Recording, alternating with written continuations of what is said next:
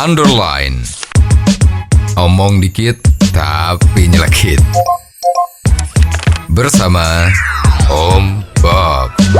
Temukan di channel YouTube Om Bob Indonesia. Om Bob, sejumlah 176 ribuan narapidana se-Indonesia menerima remisi hari ulang tahun kemerdekaan Republik Indonesia 17 Agustus lalu. Bagaimana Om Bob menggarisbawahi masalah ini?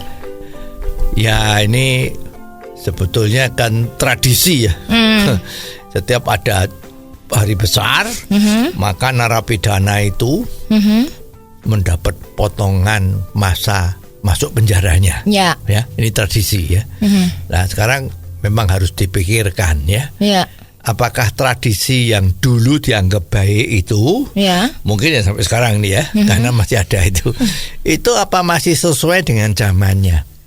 Kalau sudah dirasa tidak sesuai dengan zamannya, mestinya aturan ini ya udah nggak perlu ada.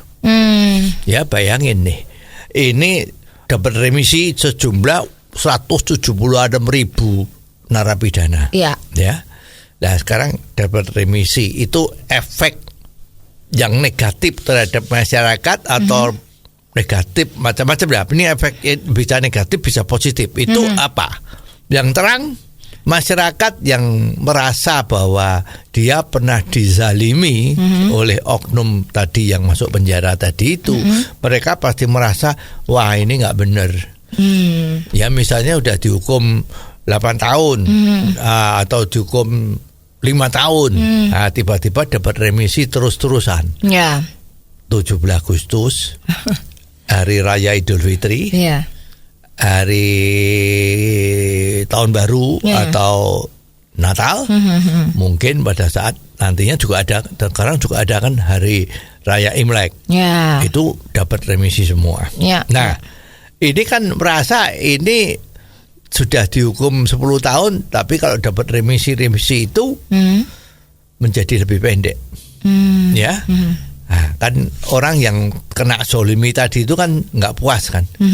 Orang yang kena masalah, yang dikenai masalah oleh sang terpidana itu kan merasa hukuman tuh ya kurang setimpal, walaupun secara hukum memang seperti itu, tapi perasaannya kan tidak puas, mestinya ya lebih berat, misalnya gitu kan. Nah, tapi ini malah dipotong. Nah, ini kan menjadi sesuatu yang aduh gimana ya.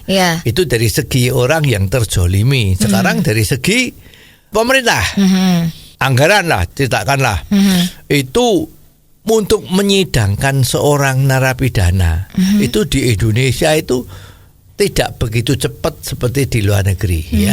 Kalau di Indonesia itu ditangkap dulu sama polisi, terus di sana dilakukan investigasi, dibikinkan BAP macam-macam, perlu waktu yang cukup panjang ya. Jadi kalau dianggap ini perlu ditahan ya ditahan. Ya, ditahan di kantor polisi sana 20 hari lah. Ya, setelah itu diserahkan kejaksaan. Ya, kejaksaan melihat BAP-nya tadi atau laporan kejadian macam-macam, bisa menerima, bisa ditolak. Kalau ditolak ya dikembaliin, pihak kepolisian harus bikin lagi yang baru. Perbaiki. Ini makan waktu lagi. Ya, setelah dari kejaksaan baru melihat-lihat. Kalau kejaksaan merasa perlu tahanan itu diteruskan ya ditahan.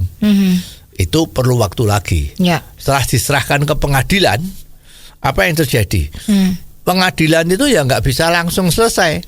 Di sidang satu kali belum selesai, pasti mesti mundur. Ada kali kedua atau kali ketiga. Nah, itu makan waktu lagi 3-4 bulan.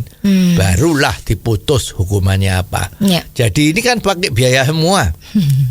Ya. Nah, sekarang setelah demikian susahnya mengambil putusan hukuman, ya kan?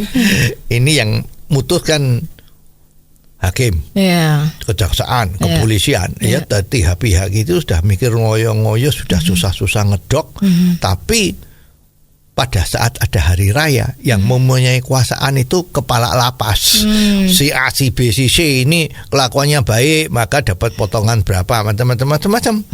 Lah biasanya kalau sudah ada wewenang seperti ini biasanya maaf ya, itu memang ada terus yang pameo tadi itu wani piro. Nah, ya agar supaya keringanannya itu banyak.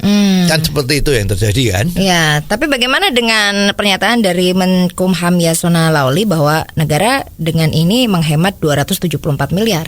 Iya, kalau semua masalah, kalau terutama kalau hukum itu kan ya jangan dilihat biayanya. Ya lah, ini kalau Menkumham yang lama, ini kan yang lama udah diganti kan? Iya. Nah, yang lama merasa dengan bangganya dengan dikurangi masa hukuman ini maka bisa menghemat 280 miliar rupiah. Nah sebetulnya kalau masalah hukuman itu ya jangan dilihat dengan rupiah. Ya berapa yang bisa dihemat, berapa bagaimana ya tidak bisa. Emang ini akhlak kok. Akhlak tuh kelakuan you yang begitu jelek masuk penjara. Ya apa sekarang boleh? Ini kalau bicara soal menjadi hemat, ya kenapa kok nggak usah masuk penjara aja? Bagi terpidana yang masuk penjara boleh bayar, diganti pakai uang supaya negara untung, ya bukan nular ongkos tapi untung. Kenapa nggak seperti itu? Nah makanya pemikiran bahwa negara menghemat 280 miliar dengan adanya remisi ini itu sebetulnya ya nggak usah diucapkan lah. Ya begitu diucapkan kan seolah-olah itu yang jadi yang utama kan. Nah makanya ini ya lebih bagus ya jangan lagi ada remisi. Ya yang ada cuma satu yaitu gerasi. Kalau memang kamu udah merasa tidak bersalah atau insafnya itu sudah luar biasa, ya minta pengampunan dari presiden lah itu boleh. Dan itu kan tidak ada sidang, tidak ada apa ya, tiba-tiba diluluskan atau tidak ya.